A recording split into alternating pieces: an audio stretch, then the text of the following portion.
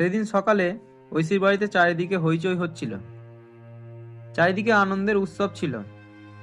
তার ঘরের বাইরে নানা রকম রাজকীয় খাবার রান্না হচ্ছিল। একটা কড়ায় পোলাও রান্না হচ্ছে, তো অন্য কড়ায় খাসির মাংস। এইটাতে পায়েস রান্না হচ্ছে, তো ওটাতে রান্না হচ্ছে চিংড়ি মাছ। এইভাবে নানা রকম পদ রান্না হচ্ছিল। ঐশী, একে একে তো সব অতিথিরাই চলে এলো, কিন্তু তোমার দিদি অমৃতা তো এখনো এলো না।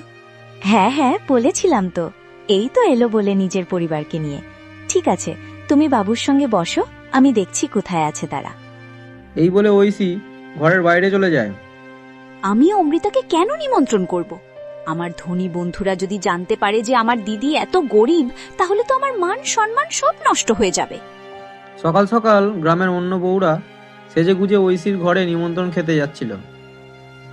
রাস্তা দিয়ে যাওয়ার সময় তাদের সাথে অমৃতার দেখা হয়। অমৃতা সেই সময় নিজের বাড়ির উঠানে ঝাড় দিচ্ছিল।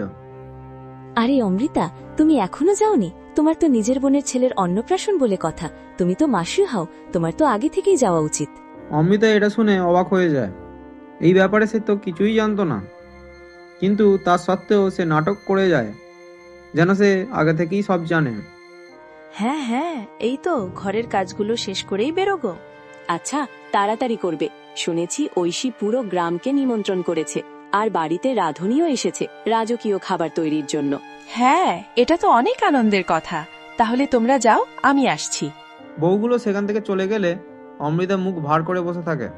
এটা তো খুবই আনন্দের বিষয়, কিন্তু আমি তো এই ব্যাপারে কিছুই জানতাম না। আমার বোন তো আমাকে বলেনি। বোধহয় সে এত কাজের চাপে ভুলেই গেছে। পুরো গ্রাম খাওয়ানো কি চারটিখানি বিষয়? তা না হলে সে আমাকে বলবে না, এমনটা হতেই পারে না।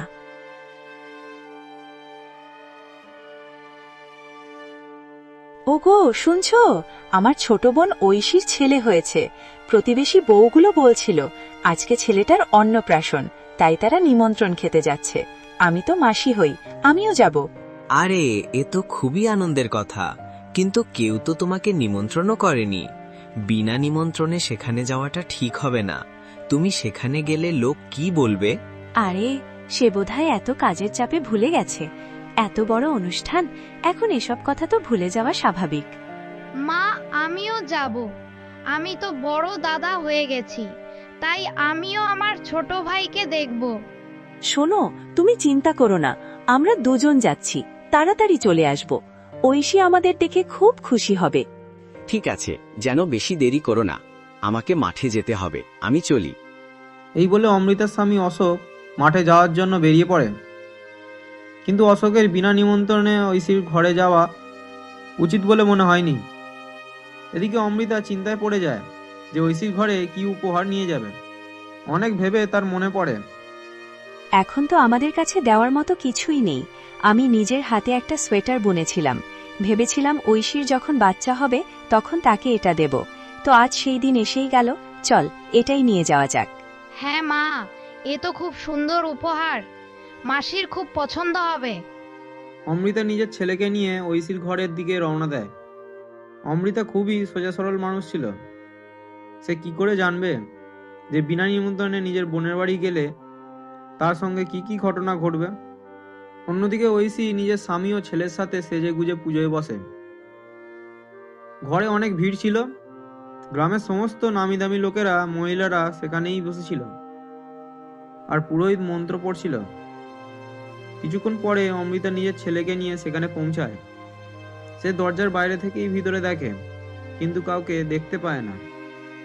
অমৃতা সাহস করে বারান্দায় প্রবেশ করে, আর সেখানেই দাঁড়িয়ে মনে মনে ভাবে, এত অতিথি এসেছে, সবাই দামি দামি উপহার নিয়ে এসেছে, আর আমি তো শুধু সামান্য একটা হাতে তৈরি করা সোয়েটার এনেছি। মা, চলো না ভেতরে, দেখো না ওখানে একটু ভিড় আছে, চলো না গিয়ে দেখি কি হচ্ছে। একটু দাঁড়া বাবা, আমার তো ঠিক হচ্ছে বলে মনে হচ্ছে না। সব মহিলারা ভালো ভালো কাপড় গয়না পরে এসেছে। সেই সময় ঐশীর চোখ দরজার দিকে পড়ে। সে দেখে অমৃতা নিজের ছেলের সাথে দাঁড়িয়ে আছে, পুরনো কাপড় পরে। ঐশী চমকে যায়, তার মুখ থেকে আনন্দ হারিয়ে যায়। সে মনে মনে ভাবতে থাকে, হে ভগবান, দিদি এখানে কি করছে? বিনা নিমন্ত্রণে এখানে কি করে এলো? আমায় কিছু করতে হবে। শোনো, আমি একটু আসছি, তুমি বাবুকে ধরো। আরে, তুমি হঠাৎ পুজোর মাঝখানে কোথায় যাচ্ছ? আমার একটা খুব দরকারি কাজ মনে পড়ে গেছে, একটু পরেই আমি চলে আসব। এই বলে ঐশী আস্তে আস্তে উঠে দরজার বাইরে অমৃতার কাছে যায়। ঐশী বাইরে এলে অমৃতা আনন্দের সাথে বলে, বোন, আজ তো খুবই আনন্দের দিন। তুই মা হয়েছিস, আমি মাসি হয়েছি। ভগবান যেন তোর পুত্রের দীর্ঘ আয়ু দেন। আমি আজ খুব খুশি। আরে, তুই এখানে কি করছিস? আমি তো তোকে নিমন্ত্রণই করিনি। যদি কেউ জানতে পারে যে তুই আমার দিদি, তাহলে তো আমার মান সম্মান সব ধুলোয় গড়াগড়ি খাবে। অমৃতার মুখ শুকিয়ে যায়, তার চোখে জল চলে আসে। তাকে দেখে ঐশীর একটু দুঃখ হয়, তাই বলে, দেখ, রাগ করিস না দিদি। গ্রামের বড় বড় নামি দামি লোকেরা অতিথিরা এসেছে বলে তোকে বলতে ভুলে গেছি নিমন্ত্রণ করিনি, তা কিন্তু নয়। যদি তারা জানতে পারে যে আমার দিদি এত গরিব নোংরা পোশাক পরে অনুষ্ঠানে এসেছে, তাহলে তো আমার মাথা লজ্জায় নিচু হয়ে যাবে। এসেছিস যখন একটু সেজে গুজে দামি ভালো পোশাক পরে আসতে পারতিস। আমায় ক্ষমা করে দে, তুই একদম ঠিক কথাই বলছিস। আমি তো আনন্দের মাঝে ভুলেই গিয়েছিলাম যে আমি গরিব।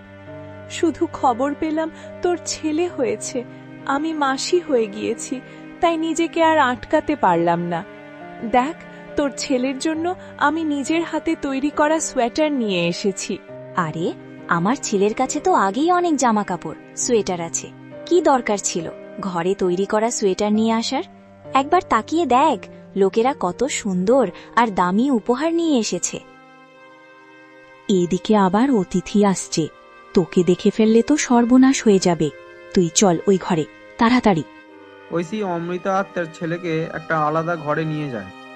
শোন, তোরা দুজন এই ঘর থেকে বাইরে বেরুবি না, আর কাউকে যেন বলবি না তুই আমার দিদি, ঠিক আছে? যখন সবাই খেতে বসবে, তোরা দুজন পেছনের দরজা দিয়ে লুকিয়ে বাড়ি চলে যাবি, বুঝলি? এই বলে ঐশী আবার পুজোয় গিয়ে বসে পড়ে। অন্যদিকে অমৃতা মেঝেতে বসে অনেক কাঁদতে থাকে। তোর বাবা ঠিকই বলেছিল, আমার এখানে বিনা নিমন্ত্রণে আসাটাই উচিত হয়নি। হে ভগবান, আমার আজ অনেক বড় ভুল হয়ে গেল। মা, কেঁদো না। মাসি আমাদের সঙ্গে এরকম কেন করলো? এবার কি আমার ভাইয়ের সঙ্গে দেখা করতেও দেবে না? অমৃতার কাছে তার ছেলে অর্ণবের কোনো প্রশ্নের উত্তর ছিল না। কিছুক্ষণ পরে পুজো শেষ হয়। গ্রামের সমস্ত লোক বসে বসে খাবার খায়। চারিদিক নানা রকম খাবারের সুগন্ধ ছড়িয়ে পড়েছিল। সেই সময় অমৃতার ছেলে অর্ণব আস্তে আস্তে উঠে অমৃতাকে না জানিয়েই বাইরে চলে যায়। কিছুক্ষণ বাদ দুটো মহিলা খাওয়া দাওয়া করে ঐশীর ঘরে আসে আর দেখে সেখানে মেঝেতে অমৃতা বসেছিল। তাকে দেখে মহিলারা অমৃতার কাছে যায়। তুমি কে, আর এখানে ঐশীর ঘরে কি করছো? আগে তো কোনোদিন এখানে দেখিনি। হ্যাঁ, তুমি এখানে একা একা কেন বসে আছো?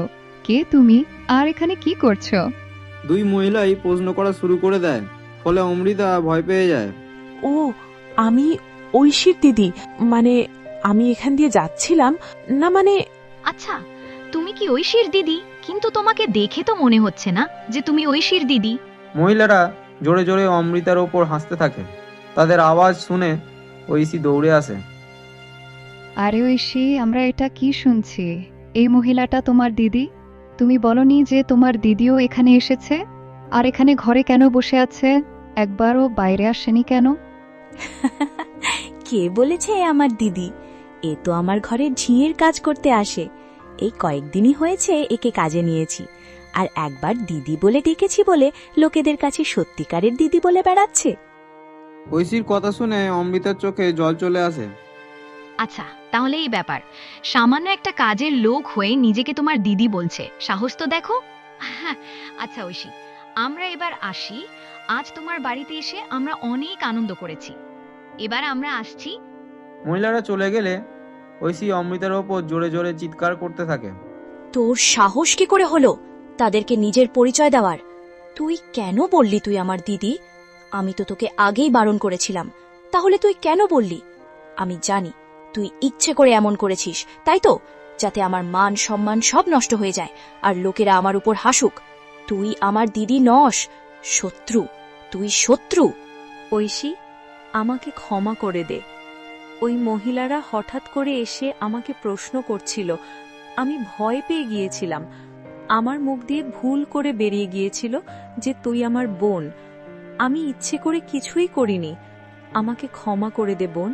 মিথ্যে কথা বলছিস তুই, তুই সবকিছু জেনে শুনে করেছিস। আমার ছেলের জন্য আজকের দিনটা কতটা আনন্দের তুই জানিস? তুই সবকিছু নষ্ট করে দিয়েছিস। একে তো তুই বিনা নিমন্ত্রণে এসেছিস, তার উপর আবার আমার বান্ধবীদের কাছে আমাকে ছোট করছিলি। তুই এখান থেকে চলে যা, আর কখনো নিজের মুখটা আমাকে দেখাবি না। ঐশীর এই ব্যবহারে অমৃতার মন পুরো ভেঙে যায়। কিছুক্ষণ পরে ঐশীর ঘরে কেউ আসে। উফ, কে এলো আবার এই সময়ে? একটু যে শান্তিতে জিরোবো তারও উপায় নেই। ঐশী দরজা খুলতে গিয়ে দেখে একটা বৃদ্ধ লোক বাইরে দাঁড়িয়েছিল, ফাটা নোংরা ময়লা জামা কাপড় পরে। মুখে ক্লান্তি আর ঘাম দেখা যাচ্ছিল। কে তুমি, আর দরজায় কেন টোকা মারছে? মা খুব জল তেষ্টা পেয়েছে, তুমি কি একটু জল খেতে দেবে? আমি অনেক দূর থেকে এখানে এসেছি। আরে যাও যাও, বেরিয়ে যাও এখান থেকে। সবসময় কেউ না কেউ ভিক্ষা করতে চলে আসে। অন্য কোথাও গিয়ে ভিক্ষা করো, এখানে এসে ঘ্যান ঘ্যান করো না। বৃদ্ধ লোকটা কিছুই বলে না, চুপচাপ সেইখানে থেকে চলে যায়।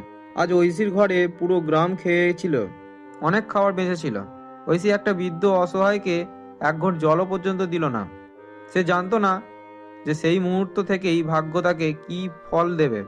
সেই বৃদ্ধটা জলের খোঁজে অনেক দূর চলে আসে। তো সামনে দিয়ে অমৃতা যাচ্ছিল, তাই তাদের সাথে বৃদ্ধর দেখা হয়। মা আমায় সাহায্য করো, আমার খুব জলতেষ্টা পেয়েছে। তুমি কি আমায় একটু জল খাওয়াতে পারবে? আমার গলা শুকিয়ে কাঠ হয়ে গেছে, আমি জানি না এখানে কোথায় জল পাবো। হ্যাঁ বাবা, নিশ্চয়, আমার ঘর কাছেই।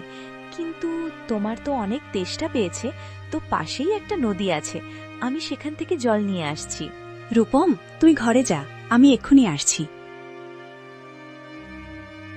বাবা, এই গাছের নিচে ছায়াতে বসে যাও, আমি এক্ষুনি জল নিয়ে আসছি। এই বলে অমৃতা পাশের নদী থেকে জল নিতে চলে যায়। কিছুক্ষণের মধ্যেই জল নিয়ে অমৃতা সেই বৃদ্ধ লোকটার কাছে পৌঁছায়। নাও বাবা, জলটা খেয়ে নাও। বৃদ্ধ লোকটা আস্তে আস্তে জলটা খায় আর বলে, আজ তুমি আমাকে শুধু জল খাইয়েছ তা নয়, তুমি আমার জীবনও রক্ষা করেছ। ভগবান তোমায় সর্বদা সুখে রাখুক। বাবা, এটা তো আমার কর্তব্য ছিল। অমৃতা তাকে ভালোভাবে দেখে। তার মুখে ক্লান্তি ছিল, সারা শরীর ঘামে ভিজে ছিল আর ধুলোয় মাখানো ছিল। তাকে অনেক দুর্বল মনে হচ্ছিল। বাবা, তুমি কোথা থেকে আসছো? তোমার ঘর কোথায়? তোমাকে তো দেখে অনেক দুর্বল বলে মনে হচ্ছে। আমার ঘর কাছেই, চলো না, সেখানে গিয়ে একটু জিরিয়ে নেবে। আমি তোমার জন্য কিছু খাবার বানিয়ে দেব। মা, আমি অনেক দূর থেকে এসেছি, তুমি আমাকে জল খাইয়েছ, এটাই আমার জন্য অনেক বড় উপকার। এবার আমি চলি, তোমাকে অনেক অনেক ধন্যবাদ। না বাবা, এভাবে কি করে যেতে দেই তোমাকে? তুমি আমার পিতার সমান, এমনিতেই তুমি অনেক ক্লান্ত। চলো, আমার ঘরে কিছু খেয়ে নেবে, এতে তুমি একটু শক্তিও পাবে। ঠিক আছে মা, তুমি যখন এত করে বলছো তখন চলো। অমৃতার ওই বৃদ্ধ লোকটার ওপর দয়া হয়, তাকে নিজের ছোট্ট কুটিরে নিয়ে যায়।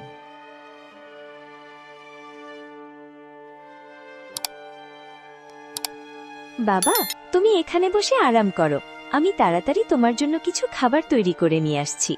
বৃদ্ধ লোকটা মেঝেতে মেলা মাদুরের ওপর বসে পড়ে। অমৃতা তাড়াতাড়ি উনুন জ্বালিয়ে খাবার তৈরি করা চালু করে দেয়। কিছুক্ষণের মধ্যেই অমৃতা রুটি তরকারি বানিয়ে ফেলে। বৃদ্ধ লোকটা খেতে বসে আর নরম গলায় বলে, বাবা, আমাকে ক্ষমা করো, আমার যেমন সামর্থ্য ছিল সেটাই আমি আপনাকে বানিয়ে দিয়েছি। দয়া করে এটা খেয়ে আমাকে উপকৃত করো। বৃদ্ধ খাবারের থালা নিজের সামনে রাখে আর আস্তে আস্তে খেতে শুরু করে। প্রত্যেক গ্রাসে যেন সে স্বস্তি অনুভব করে। মা, তুমি তো সাক্ষাৎ পার্বতী, তুমি তো খুবই সুস্বাদু খাবার বানিয়েছ, তোমাকে অনেক অনেক ধন্যবাদ। তোমার মন খারাপ বলে মনে হচ্ছে, আমি কিন্তু তোমার চোখে জল দেখেছিলাম, সব ঠিক আছে তো? এটা শুনেই অমৃতার চোখ দিয়ে জল গড়িয়ে পড়ে। সে নিজের মনের সমস্ত কথা বৃদ্ধ লোকটাকে বলতে থাকে। কি আর বলবো বাবা, আমার জীবন সবসময় দুঃখ কষ্টে ভরা। আমার স্বামী দিনরাত মাঠে কাজ করে, তারপরেও পেট ভরে খাবার জোটে না। আজ আমি নিজের বোনের ঘরে গিয়েছিলাম, তার ছেলের অন্নপ্রাশন ছিল। ভেবেছিলাম একটু আনন্দ ভাগ করে নেব, কিন্তু আমাকে কেউ নিমন্ত্রণ করেনি। তারপরেও আমি সেখানে গিয়েছিলাম, কিন্তু সেখানে আমাকে আর আমার ছেলেকে প্রচুর অপমান করা হয়। এখানে ভুলটা আমারই ছিল। আমার বিনা নিমন্ত্রণে সেখানে যাওয়াটা উচিত হয়নি। অমৃতা বলতে বলতে কাঁদতে থাকে। অমৃতার এই অবস্থা শুনে বৃদ্ধ বাবার অনেক মন খারাপ ও দয়া হয়। সে অমৃতার পরিষ্কার মন আর সৎ মনোভাবকে বুঝতে পারে। দুঃখ পেও না, ভগবান কিন্তু উপর থেকে সব দেখেন। যারা সত্যিকারের ভালো মানুষ হয় তাদের জীবনে কোনো না কোনো দিন অন্ধকার কেটে গিয়ে আলো আসেই। তুমি আজ আমার অনেক বড় উপকার করেছ। আমার জলতেষ্টা পেয়েছিল, তুমি আমাকে জল খাওয়ালে, তারপর নিজের ঘরে এনে যত্ন করে খাবারও খাওয়ালে। তোমার এই উপকার আমি কখনো ভুলব না। আমার কাছে তোমাকে দেওয়ার মতো কিছুই নেই, কিন্তু এই পুটলিটা নাও, এতে কিছু ফল আছে। যখন তোমার স্বামী ঘরে আসবেন তখন তোমরা তিনজন এই ফলগুলো আমার আশীর্বাদ ভেবে খেয়ে নিও। এবার আমি চলি। ভগবান তোমায় সর্বদা হাসি খুশিতে রাখুক। অমৃতা খুবই সম্মানের সাথে বৃদ্ধ লোকটাকে প্রণাম করে। তারপর বৃদ্ধ সেখান থেকে চলে যায়। তার যাওয়ার কিছুক্ষণ পরেই অমৃতার বর মাঠ থেকে ফেরে।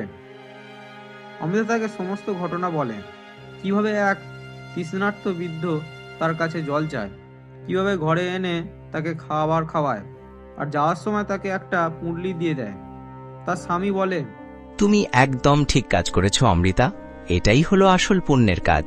বৃদ্ধ বাবা বলেছিলেন যখন তুমি চলে আসবে তখন যেন আমরা তিনজন মিলে এই ফলগুলো খাই। তো চলো খাওয়া শুরু করা যাক। তারা তিনজন ফাটা পুরাতন মাদুরের ওপর বসে পড়ে। অমৃতা পুঁটলি খোলে, ভিতর থেকে তাজা সুস্বাদু ফল বের হয়।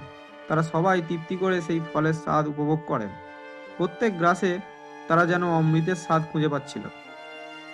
কিছুক্ষণ পরে একটা চমৎকার হয়। যখনই তারা একটা করে ফল খেয়ে নেয়, আকাশ থেকে তীব্র আলো উজ্জ্বল হয়ে ওঠে। সেই আলো এতটাই উজ্জ্বল ছিল যে কিছু মুহূর্তের জন্য তাদের চোখ ঝাপসা হয়ে গিয়েছিল। তাই তারা চোখ বন্ধ করে দেয়। আর তারা যখন চোখ খোলে তখন তাদের ফাটা পুরাতন জামা কাপড় নতুনে পরিবর্তন হয়ে গিয়েছিল। সেই যে মাটির পুরাতন কুটিরটা ছিল সেটা এবার একটা সুন্দর বড় বাড়িতে পরিণত হয়েছিল। ঘরের মধ্যে সোনা, রূপো, টাকা পয়সা, আনাজ, রেশন ভর্তি হয়েছিল। হে ভগবান, এসব কি হলো? কিভাবে হলো?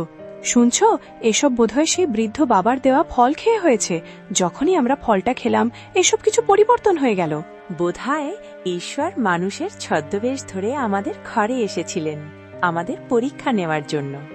অমৃতা, তুমি ঠিকই বলেছ, সেই বৃদ্ধটা কোনো সাধারণ লোক ছিলেন না। এই সব কিছুই তোমার সৎ ও ভালো মানবিকতার ফলাফল। অবশেষে ভগবান তোমার ডাকে সাড়া দিয়েই দিলেন। তারা খুব খুশি হলো। তারা ভগবানকে ধন্যবাদ দিল। আর তারপর থেকে তারা আনন্দের নিজেদের জীবন কাটাতে লাগলো। কিছুদিন কেটে গেল। অন্যদিকে ঐশীর ঘরে অবস্থার পরিবর্তন হয়ে গিয়েছিল। ঐশী মালকিন, এবার থেকে আমি আর কাজে আসতে পারবো না। আমার স্বামী শহরে ভালো চাকরি পেয়ে গেছে, তাই আমরা এবার থেকে শহরে গিয়ে থাকবো। এবার আমি আসি, পারলে আমাকে ক্ষমা করবেন। আরে, এরকমটা তুমি কি করে করতে পারো? আমি এত কাজ কি করে সামলাবো? আমার একটা বাচ্চা আছে, ওকে বা কে দেখবে? ঐশীর অনেক বোঝানোর পরও কাজের ঝি কাজ ছেড়ে দেয়। ঐশীর ছোট্ট বাচ্চা আর ঘরের সমস্ত কাজের দায়িত্ব এবার ঐশীর কাঁধে এসে পড়ে। হে ভগবান, এত কাজ আমার দ্বারা হবে না। কাজের ঝিও কাজ ছেড়ে চলে গেল। এবার আমি কি করব? কিছুক্ষণ ভাবার পর তার মনে পড়ে, আরে অমৃতাকেই ডেকে নি, এমনিতেও তার টাকার প্রয়োজন থাকে। আমার ঘরের কাজটাও হয়ে যাবে আর সেও কিছু টাকা পেয়ে যাবে। পরের দিন ঐশী নিজের ছেলেকে তার স্বামীর কাছে রেখে অমৃতার বাড়ির উদ্দেশ্যে বেরিয়ে পড়ে। সে অনেকক্ষণ ধরে তার বাড়ির খুঁজতে থাকে, কিন্তু সে অমৃতার কুটির কোথাও খুঁজে পায় না। যেখানে আগে মাটির ছোট কুটির ছিল সেখানে এখন একটা বড় সুন্দর ঘর দাঁড়িয়ে আছে। অমৃতার কুঁড়ে ঘর তো কোথাও খুঁজে পাচ্ছি না। তার ঘরটা যে কোথায় চলে গেল। এদিকে রাতও হতে চলল, আমাকে বাড়ি ফিরতে হবে। ঐশী ক্লান্ত হয়ে ঘরে ফিরে যায়। পরের দিন সকালে ঐশী আবারও অমৃতার খোঁজে বেরিয়ে পড়ে। আরে, এ তো অমৃতার ছেলে অনিল। কিন্তু এই এত ভালো ভালো জামা কাপড় পরে আছে কেন? আর এটা কার বাড়ি? ঐশী তাড়াতাড়ি ঘরের ভিতরে চলে যায়। সেখানে গিয়ে ঐশী অবাক হয়ে যায়। আরে ঐশী, তুই এখানে? ভিতরে আয়। তা বল, কেমন আছিস তুই? আরে অমৃতা, তুই এত ভালো শাড়ি কোথা থেকে নিয়ে এলি? আর এই সুন্দর আর বড় ঘরটাই বা কার? তুই এখানে কি করছিস বল না। ঐশী, এই ঘরটা আমারই। কি? কিন্তু এটা কি করে সম্ভব? তোর ছোট্ট একটা মাটির কুঁড়ে ঘর ছিল, তাহলে এসব কি করে হলো? না, তুই মিথ্যে কথা বলছিস, এরকম হতে পারে না।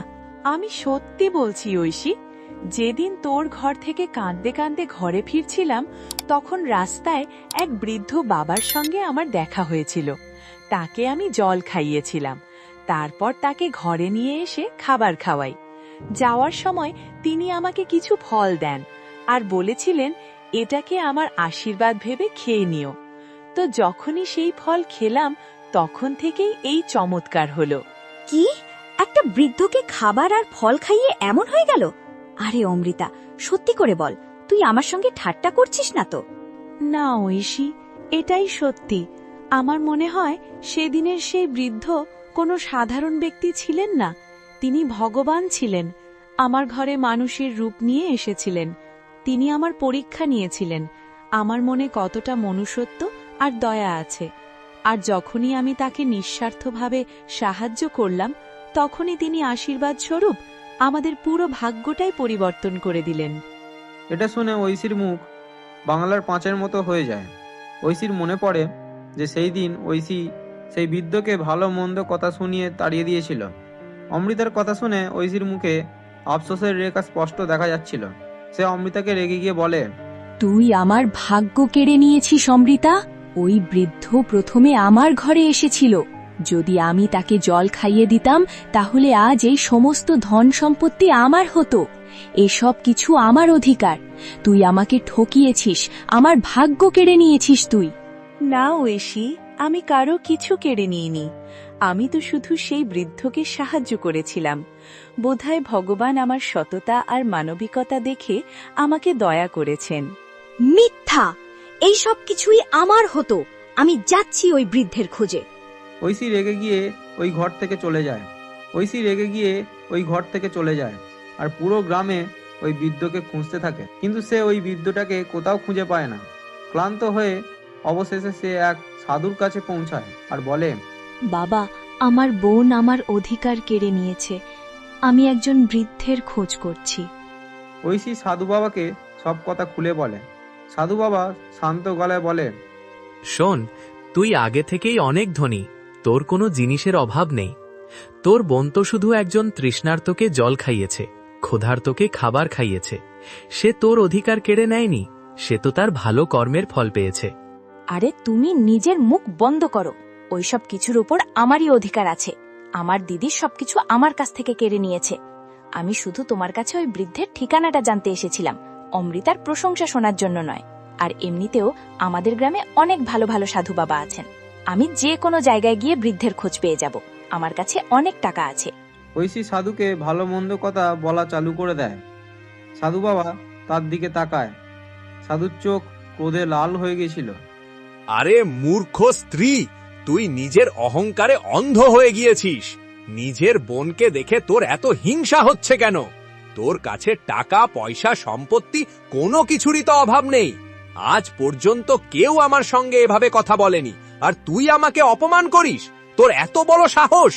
তো এবার তার ফল ভোগ করার জন্য প্রস্তুত হও। আমি তোকে অভিশাপ দিচ্ছি। বাবা তাকে অভিশাপ দিতেই যাবে, তখনই সেখানে অমৃতা দৌড়ে দৌড়ে আসে। বাবা, এ আমার বোন, একে অভিশাপ দেবেন না। ঘরে ওর একটা ছোট্ট বাচ্চা আছে। যদি ওর কিছু হয় তাহলে ওর বাচ্চার কি হবে?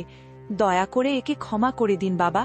আমি ওর হয়ে আপনার কাছে হাত জোড় করে ক্ষমা চাইছি। ওর ভুল হয়ে গেছে। মা, তুই তো সত্যিই দেবী। তোর মনে কোনো পাপ নেই, শুধুই প্রেম ভালোবাসা। তোর মতো মানুষের এই সংসারে বড়ই অভাব, তাই শুধু তোর মুখের দিকে তাকিয়েই আমি একে ক্ষমা করছি। ঐশী এই সব দেখে স্তব্ধ হয়ে যায়। তার চোখ দিয়ে শুধু জল গড়াচ্ছিল। সে বুঝতে পারে যেই দিদিকে সে হিংসা করছিল সেই দিদি তার কতটা আপন। ঐশী কাঁদতে কাঁদতে অমৃতার পায়ে লুটিয়ে পড়ে। আমায় ক্ষমা করে দে দিদি, আমি অন্ধ হয়ে গিয়েছিলাম। আমি সব সময় তোকে অপমান করেছি, তোর সম্পত্তি আর টাকা পয়সা দেখে তোর প্রতি হিংসা করেছি। কিন্তু তুই আজ আমার হয়ে ক্ষমা চাইলে, তুই ঠিক সময়ে এসে আমাকে বাঁচিয়ে নিয়েছিস। ঠিক আছে, তুই নিজের ভুল বুঝতে পেরেছিস, এটাই আমার জন্য অনেক। চল, এবার আমরা এই সমস্ত কিছু ভুলে একটা নতুন জীবনের সূচনা করি। কিন্তু তুই জানলি কি করে যে আমি এখানে আছি? যখন তুই ঘর থেকে রেগে গিয়ে বেরিয়ে এলি, তখনই আমার মনে হচ্ছিল যে তুই কোনো ভুল কাজ না করে বসিস, তাই আমি তোর পিছু নিয়েছিলাম। আমায় ক্ষমা করে দে দিদি, আমি সারা জীবন তোর ঋণ শোধ করতে পারবো না। ঐশী আর অমৃতা খুবই আনন্দের সাথে দুজনে গল্প করতে করতে ঘরের দিকে রওনা দেয়। দিদি, জামাইবাবু, আমাকে ক্ষমা করে দিন। আজ আমি আমার সমস্ত পাপ কর্মের জন্য ক্ষমা চাইছি। আমি খুব লজ্জিত, আমাকে ক্ষমা করে দিন। আমরা তোকে ক্ষমা করে দিয়েছি বোন, এবার তুই আর দুঃখ করিস না। এবার আমরা সবাই হাসি খুশিতে একসাথে থাকব। এবার থেকে আমাদের জীবনের নতুন অধ্যায় শুরু হবে। হ্যাঁ দিদি, তুই ঠিক বলেছিস। এবার আমরা নতুন জীবনের সূচনা করব। আমার জন্য এত বছর আমাদের মধ্যে যে দূরত্ব তৈরি হয়েছিল, এবার সেই সব দূরত্ব আমি মুছে দেব। এবার আমরা সর্বদা একসাথে থাকব। প্রত্যেক অনুষ্ঠান, প্রত্যেক উৎসব এবার থেকে আমরা একসাথে পালন করব। মাসি, এবার আমি আমার ভাইয়ের সঙ্গে খেলতে পারবো তো? এবার তুমি আর আমাকে আটকাবে না তো? হ্যাঁ বাবা, এবার থেকে কোনোদিন আমি তোমাকে তোমার ভাইয়ের থেকে আলাদা করব না। তুমি এবার যত খুশি তোমার ভাইয়ের সঙ্গে খেলবে। দুই বোনের মধ্যেকার ভালোবাসা আর আনন্দ আবারও ফিরে আসে। এবার তারা একসঙ্গে জীবনযাপন করতে থাকে। অমৃতা নিজের কর্মের মাধ্যমে বুঝিয়ে দেয় যে যখন মন পরিষ্কার থাকে তখন ভগবানও নিজে থেকে চমৎকার করে দেয়। আর ঐশীও এটা বুঝে যায় যে অন্যের ওপর হিংসা করার থেকে যদি আমরা নিজের মনকে পরিষ্কার রাখি, তো ভগবানও আমাদের জীবনও সুখ আর শান্তিতে পরিপূর্ণ করে দেবে।